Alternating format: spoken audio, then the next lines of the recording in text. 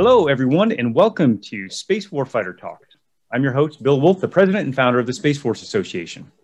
I'm honored today to have with us Major General Kim Crider, Chief Technology and Innovation Officer, where she is charged with unlocking and harnessing innovation to leverage increased speed and advantage. And also Derick Masengale, Managing Director at Deloitte Consulting, where he is the leader in Deloitte's strategy enabling practice. General Crider, Derick, thanks so much for being with us today. Thank you. Thank you.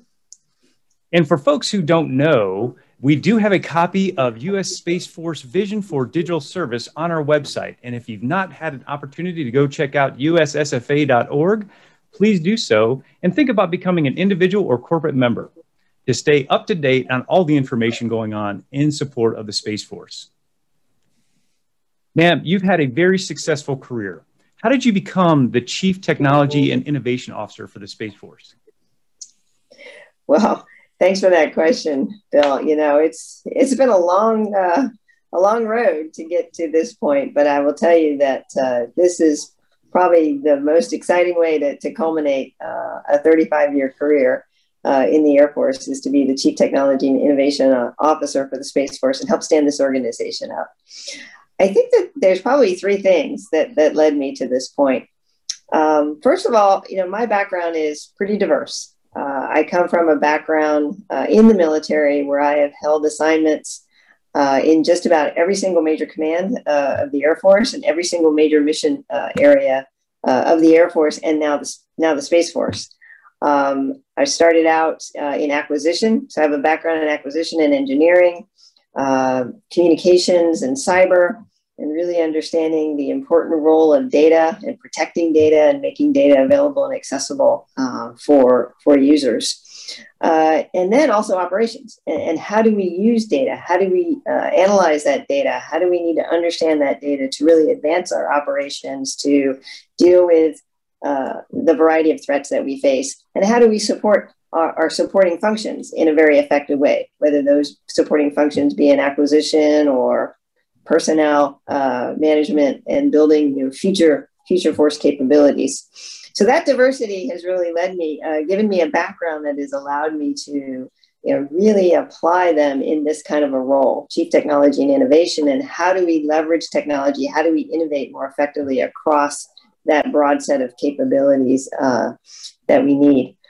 Also, the fact that as a reservist, I have both a military background and an industry background. So I bring a perspective from both communities in figuring out ways to solve problems very effectively. And I think that's assisted me in this particular role, is really figure out what is that intersection of government and industry, how do partners work together, and what are the insights that we can really garner from both. And then I would say that the third thing that's really enabled me to rise into this role is just having had different levels of leadership within the organizations that I've led, both on the military side and in the industry side, being part of organizations that have been built from the ground floor, and knowing what it takes beyond technology to get to a future transformative state that really drives out the vision that you're trying to achieve and create competitive advantage for an organization. It takes people, it takes process, and it takes technology.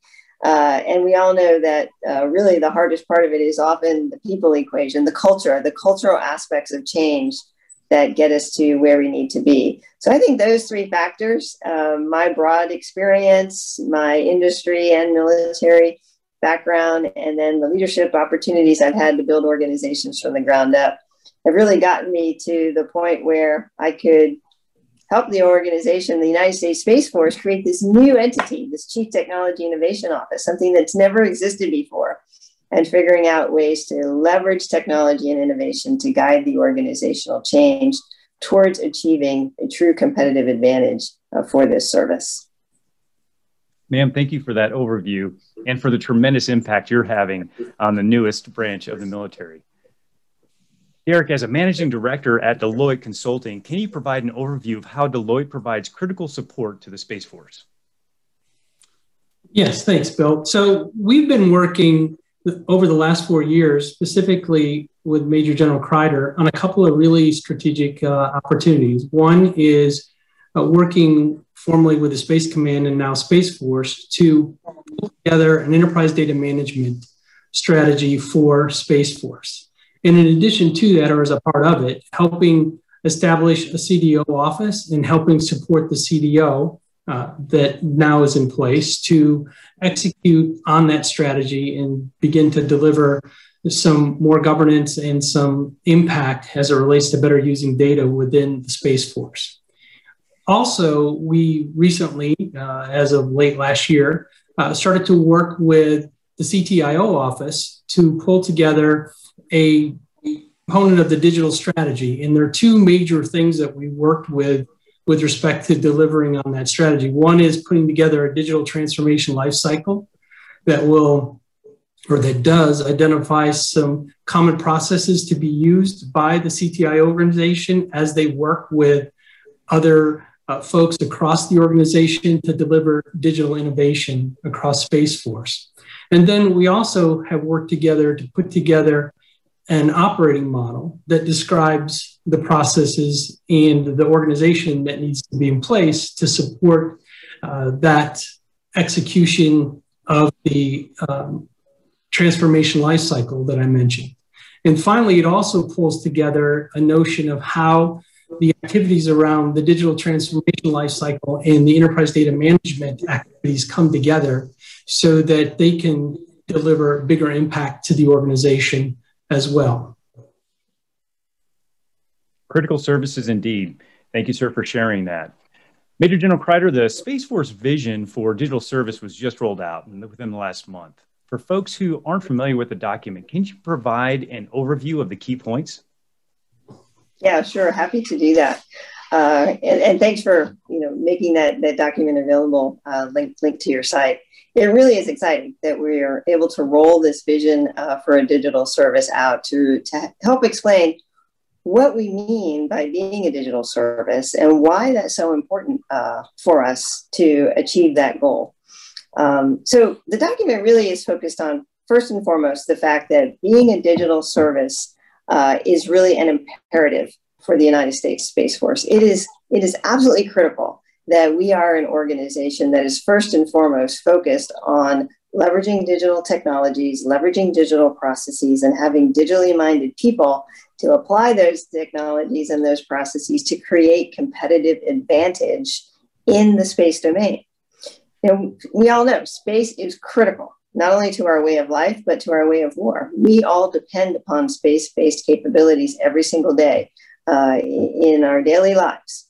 And they're certainly critical to our joint warfighting operations. Satellite communications, precision navigation and timing, remote sensing, domain awareness, for intelligence, surveillance, and reconnaissance. All of the things that our warfighters rely upon are provided to in many ways, from space. So we have to be able to protect the assets in that domain, and we have to be able to leverage them very effectively for our operations. So in light of that, and in light of the fact that here we have a service that was just created as a relatively small, specialized, mission-focused service that has a very expansive mission, and the assets that we are responsible for are, hundreds to tens of thousand miles away from us, operating at extremely high speeds. The way in which we experience that domain, the way in which we conduct operations in that domain really is dependent on our use of technology. It's dependent on our ability to get data about what's happening in the domain and what's happening to those assets and what those satellites are experiencing.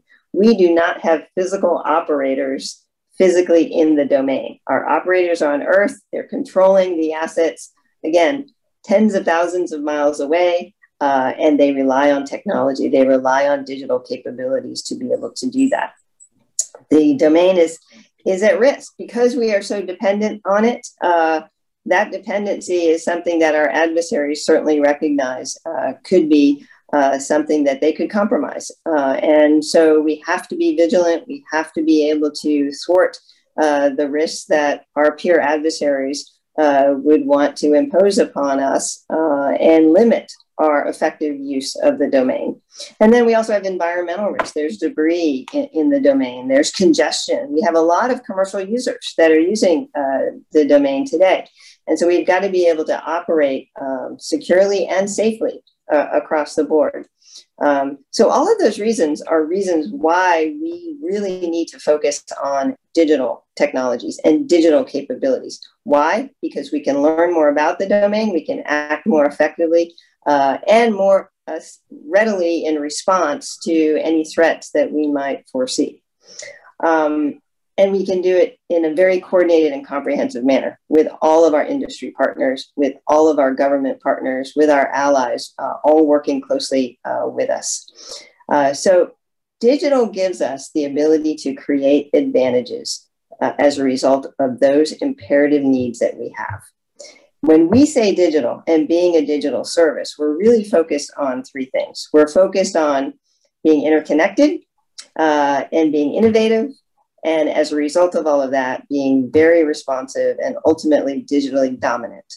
Dominant to the threats, dominant to the challenges that we face. Interconnected in the sense that we can bring everybody together in virtual rooms such as this, that we can collaborate and coordinate very effectively, that we can bring in a diverse set of information and perspectives at all times among a variety of partners, to be able to respond, to develop new ideas, to come up with new ways of delivering advantage, in our missions and in our business functions, to save time, to reduce any of the lag that are in our processes, and to really work more effectively together in this more integrated, coordinated manner.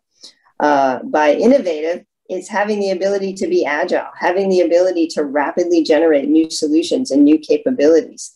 Having the ability to continuously learn because we are so interconnected, because we can explore those new ideas, and because digital means give us access to new ways to develop software faster, new ways to apply algorithms that can create new ways to deliver value within our operations.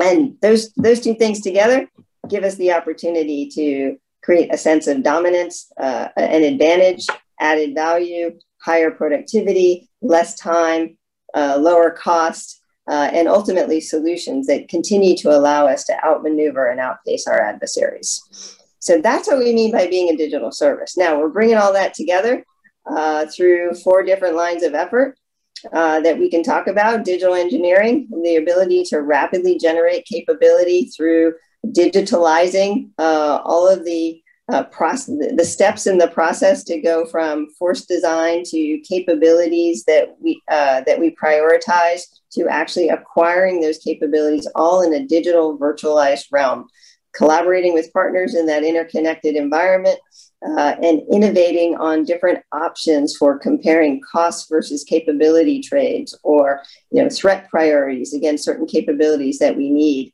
and then using that as a way to enable our industry partners through the digital twins that they present to develop and deliver capability into our warfighters' hands much faster and infused with more information and data.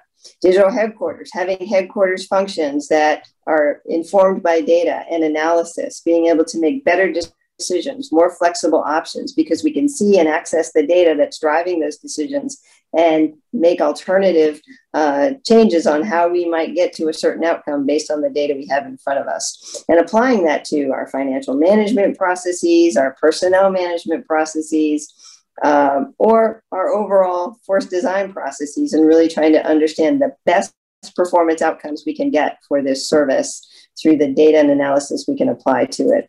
Digital workforce, having a workforce that is proficient, that understands the language of digital, that can not only talk the talk, but walk the walk, and apply those technologies and apply those new ways of working in an agile, collaborative manner to get to outcomes that matter.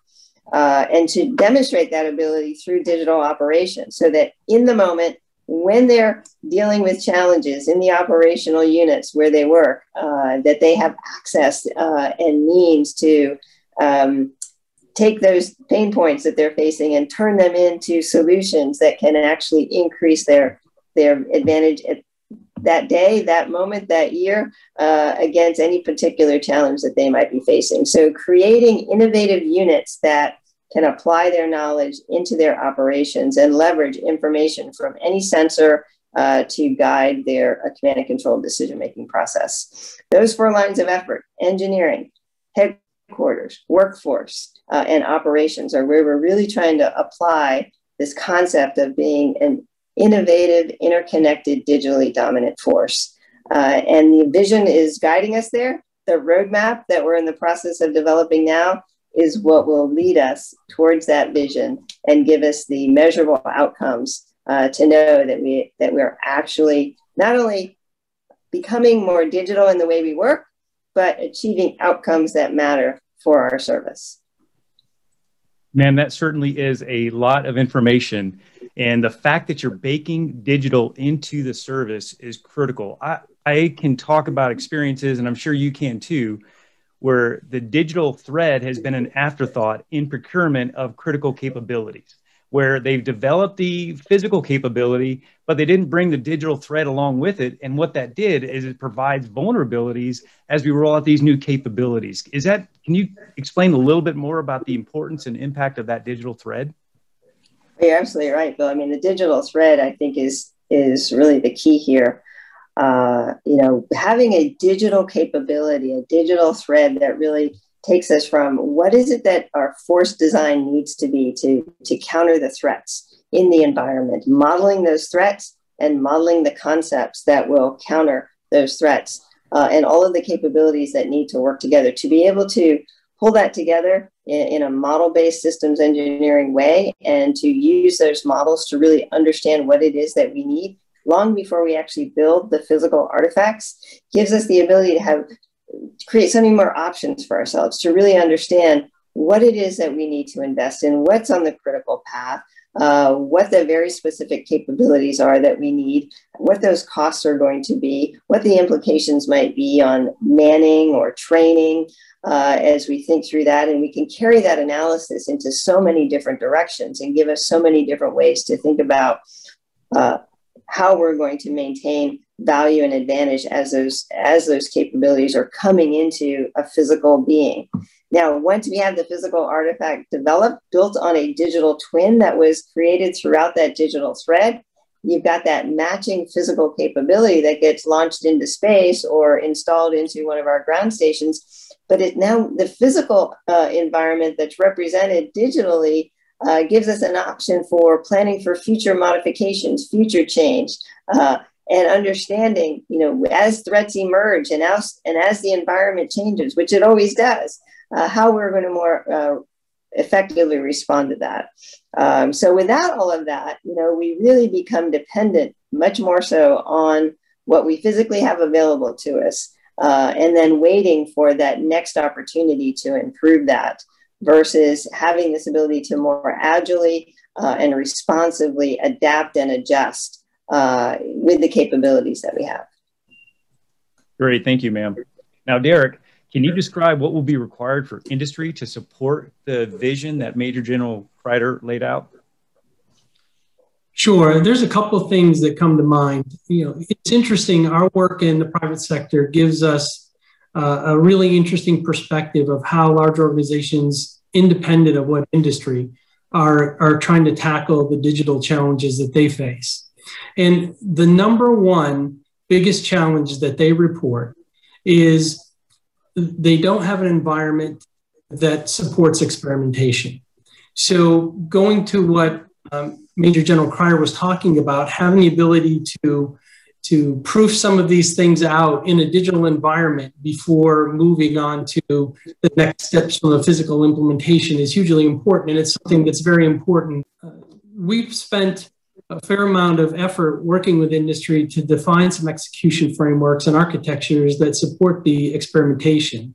So having a culture within Space Force that encourages that experimentation and processes that support it will certainly help industry more quickly align what we're doing, or other partners, I should say, with what we're doing in industry with the objectives of the Space Force.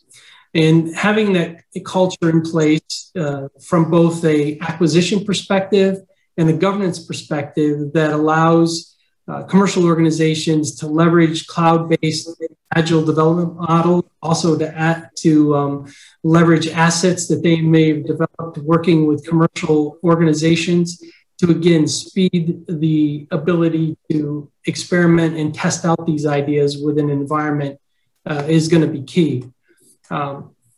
Critical for industry is speed to market for innovative solutions. And we've heard Major General Crider talk about it as well in the context of the Space Force. So embedding this experimentation capability in these frameworks that can be tailored to support work at the Space Force is going to speed that time to market for technology solutions and mission impact.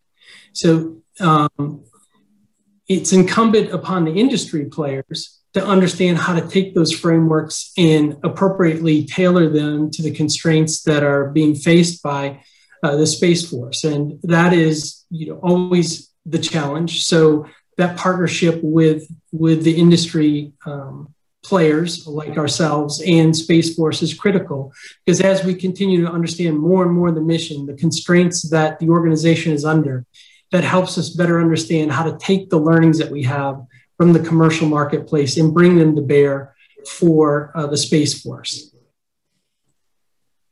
Thank you, Derick. I appreciate that. Ma'am, can you get into some specific activities that have been accomplished in order for the Space Force vision to become a reality? What processes are in place to ensure the vision continues to evolve? Yeah, thanks for that, Bill. And this is another exciting aspect of what we're doing. So we've built the vision, we've rolled out the vision, we're building the more detailed roadmap that goes along with all of the major activities that need to be in place for that vision to be fully realized. And at the same time, we are actively moving out in some very bold ways to achieve specific outcomes in each of the lines of effort that I talked about that are part of the roadmap that we're building. But we recognize that we can't wait to get started. We have to start acting now. We need to start moving towards ways to leverage digital capabilities and digital processes and build digitally minded people to get after the threats that I talked about earlier. So what are some of the major things that we've been doing? Well, I'll just kind of go down each of the lines of effort again for a minute. So in the digital engineering arena, our Space and Missile Center, soon to be Space Systems Command, has been spending a lot of time building out the digital engineering ecosystem and laying out the entire plan and approach for what it will take to have a fully integrated digital environment to build out capabilities. And thinking about how that environment would live and exist in multiple levels of secure cloud-based environments with access to tools and access to models and access to data. What kind of standards do we need with regards to how we're going to make those models and data most easily accessible and usable at all levels of security, and extending that environment, extending those modeling capabilities out to our industry partners so that industry can exchange models with us and twins with us much more fluidly and effectively. So we laid out a very detailed plan, a very detailed architecture, and we really understand all of the components that need to come together. We've leveraged great lessons, I will say, from the Air Force and all the great work that it's been doing in its digital engineering program, starting with GBSD, quite frankly. But we're very focused on our satellite communications portfolio. And we've got 3 Pathfinder programs that not only are part of building out what this environment needs to be, but actively standing it up today. So we have an unclassed environment that's going through its final levels of tests so that we can actually start to use digital artifacts and digital models to plan for what protected anti-tactical SATCOM capability, anti-jam SATCOM capabilities will be, and how they will work, and what capabilities we need from industry partners, from other service partners as part of that overall capability set. Because the PATS program, Protected Anti-Jam Tactical SATCOM, relies on capabilities from a variety of different partners and a variety of different players. And the best way to do that, interconnected, innovative, digitally dominant way, is to pull it all together in the digital environment. Unclassed environment in its final stages of test right now, being populated with digital artifacts and models and tools. And then a classified environment also standing up later this year in the summer, late summer, early fall, so that we can start to evaluate those capabilities that we need at the classified secret level. And into the future, very near term, next year and the years that follow, getting all the way up to the top secret and SAP level capabilities. So beginning to put the initial pathfinders in place to understand what that looks like. All of that gets us to the kinds of things that Derick was just talking about. Speed to market, really, our speed to get capabilities into the hands of warfighters and to do it in that collaborative way with our industry partners. So some really great work in place right now to get those capabilities stood up. And the headquarters side, similarly, working with tools, working with vendors, really understanding the data that we need to drive data-driven decision-making, pulling that data together through our data environment. On the mission side, both the Unified Data Library and using the Vault capabilities that have come out of the Air Force Chief Data Office to get to some of our financial data and personnel data, how to integrate and link that data together to have visualization of what we think we need and what alternatives we have, and how to really inform those decisions for readiness or POM planning or future talent management. So initial pilots in place now, pulling data in from those existing data environments and really working through the new process of how do we use this data-driven decision-making set of tools to get us to outcomes faster in a more informed way. On the workforce arena, digital university. We've issued 6,000 licenses across the force. We've got people actively taking classes. They're speaking the language. They're learning about artificial intelligence and machine learning. They're applying it. We have a team of folks that just applied natural language processing to their ability to understand what all the resumes say that we're getting, because we got a ton of people that want to join the Space Force, transfer into the Space Force. How do we cull those resumes down? We use natural language processing techniques to cull the resumes down in a way that we can have a manageable set that really meet the criteria of folks that we're looking for, and speed up that hiring process. And then on the ops side, we've got combat development teams standing up at every single unit. Those combat development teams are going to be supported by uniformed military and government civilian Space Force coders, individuals that are trained at a high level of proficiency, starting with Digital University, but then going on to our Space Force coding camp at Space Camp and becoming what we call supra coders. The ability to develop and code software, make changes in their operational environment that I talked about, digitalizing their ability to address pain points and address challenges on the ops floor, and to do that in collaboration with our larger product teams that are at SSC. So those are the things that are happening now. It's really exciting that all of these capabilities are coming in while we're continuing to build the roadmap and while we're continuing to drive towards that vision. Perfect. Thank you, ma'am. Derick, how has industry demonstrated success in becoming digital? And is there a correspondence to industry to exactly what General Crider was speaking about, the workforce development? Can you speak a little bit to that? Sure. Well, it's interesting. It's really happened much faster than anyone would have predicted. And it was really COVID that was a key driver for it. COVID obviously had a huge impact on businesses and still does, both large and small. And one of the most obvious is the rapid deployment of collaboration tools within an organization to support the remote workforce. And that happened quickly, and organizations were able to be agile enough to continue to operate within leveraging those new digital tools to support collaboration and a new way for the business to operate. Without the existence and deployment of these types of digital technologies, the impact of COVID from an economic perspective would have been much more severe.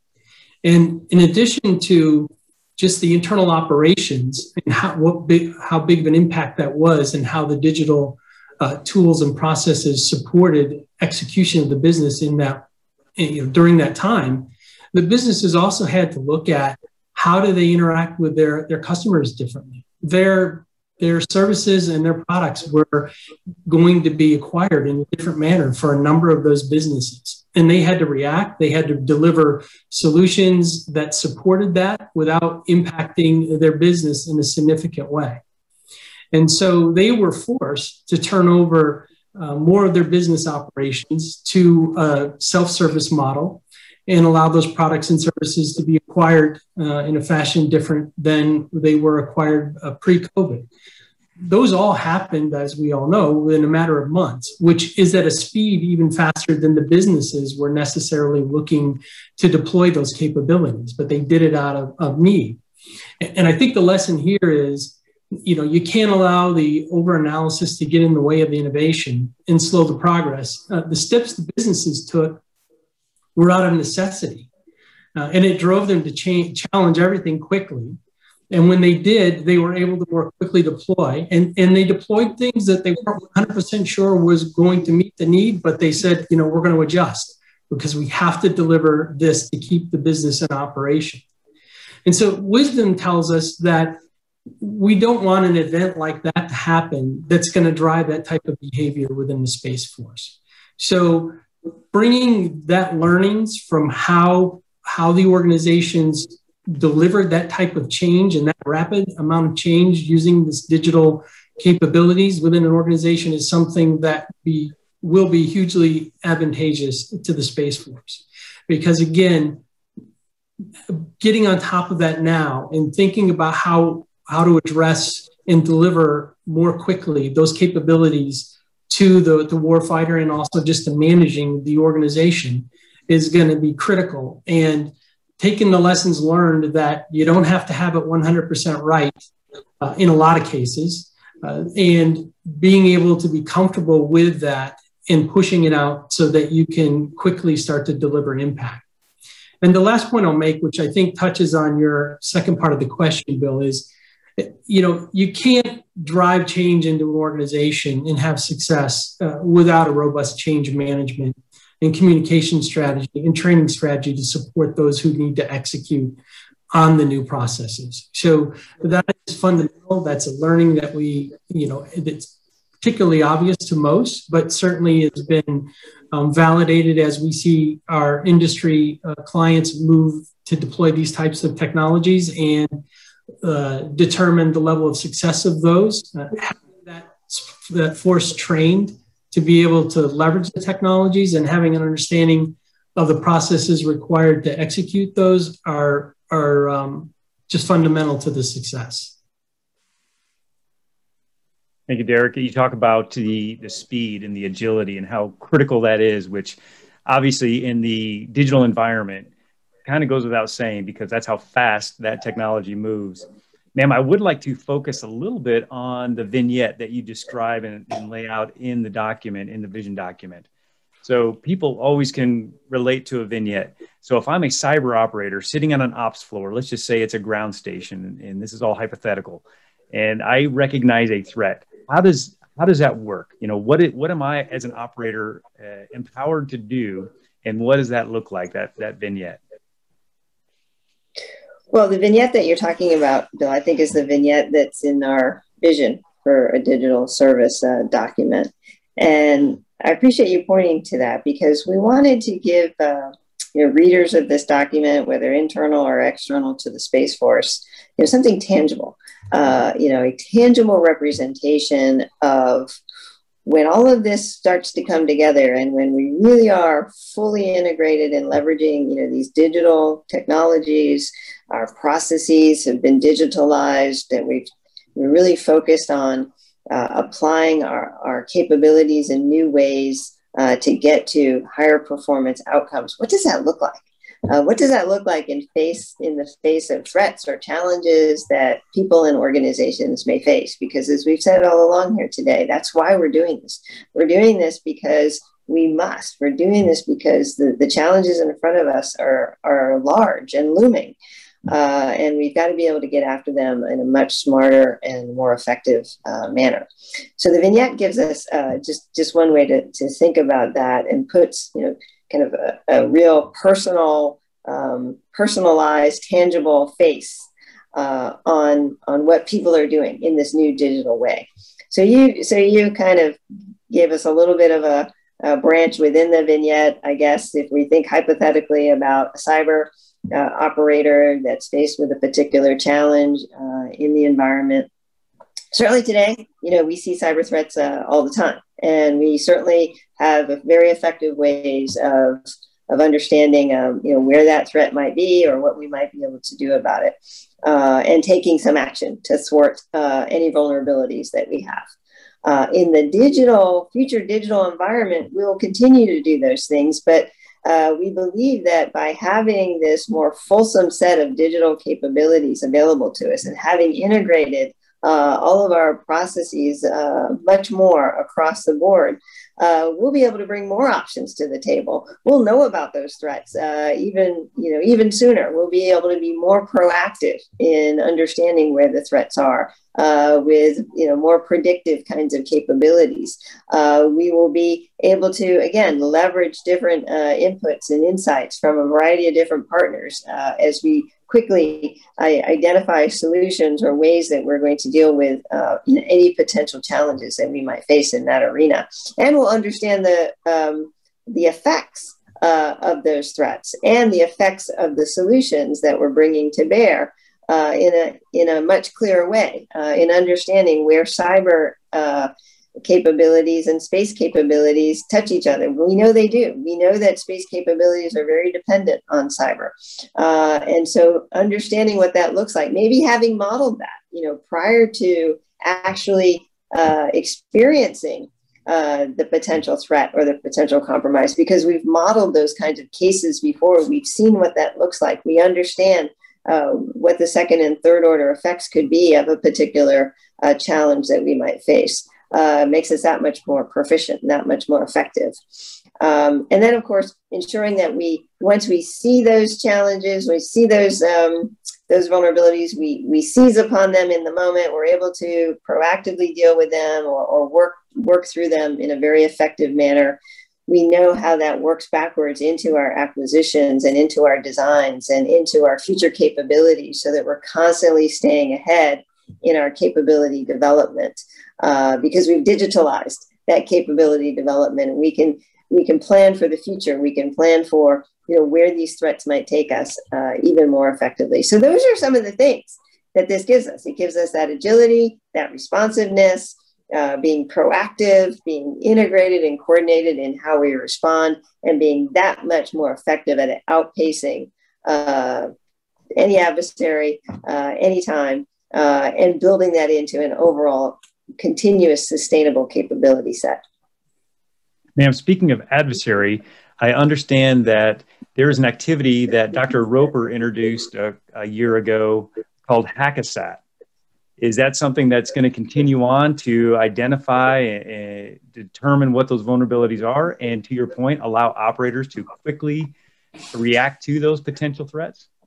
Yeah, HACSAT's a great example of some of the things that we're talking about here, and making that part of how we exercise and how we evaluate the challenges that we might face, certainly in this case from a cyberspace perspective. So HACSAT's really cool. HACSAT, started last year. As you mentioned, Dr. Roper kind of really helped us get this going. Space and Missile Center, AFRL, working very closely with industry partners, and taking a challenge. And then this was kind of a shoot the moon challenge that they looked at. And how would an adversary, how would a potential hacker, get into a satellite control system and be able to control that satellite in ways that might allow them to take a picture of the moon, right? That was the shoot the moon sort of a outcome that particular hacker notionally would want to take. And then what would those cyber operators be doing to thwart that and to impede, that particular potential outcome?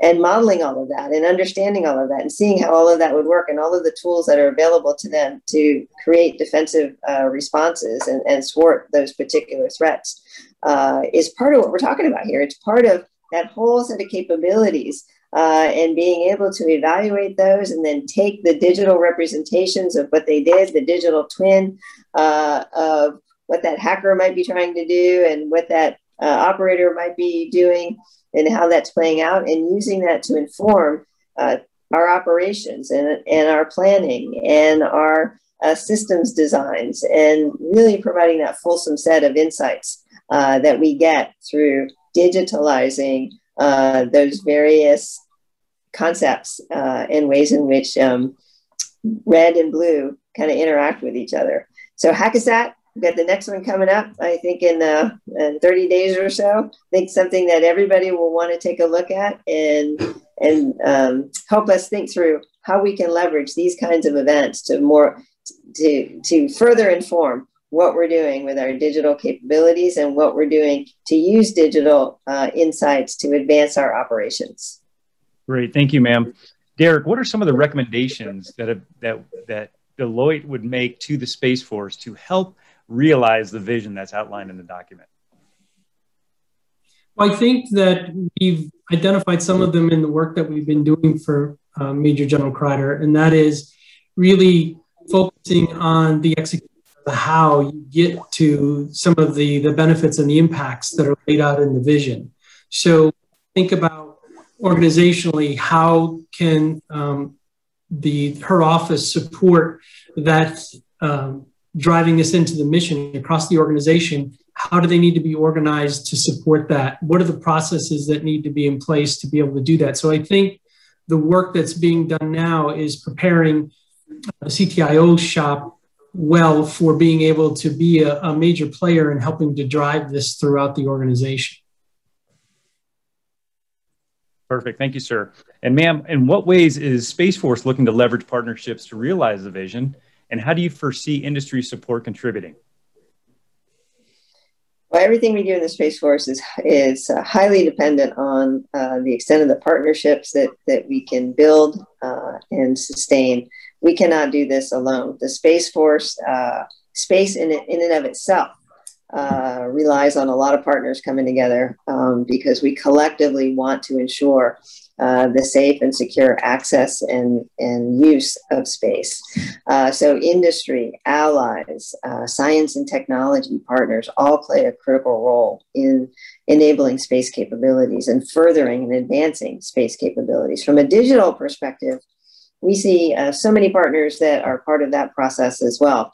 Partners in industry, of course, that bring us new and innovative approaches to how we can advance our various lines of effort in digital engineering, digital headquarters, workforce, and operations. Examples and experiences from the digital transformations that we've seen industry achieve and accomplish. You know, industry's been doing digital transformation for quite some time and have reaped a lot of benefits in terms of their overall competitive advantage and speed to market and ways to increase their overall capability set and their ability to reach customers and be more effective.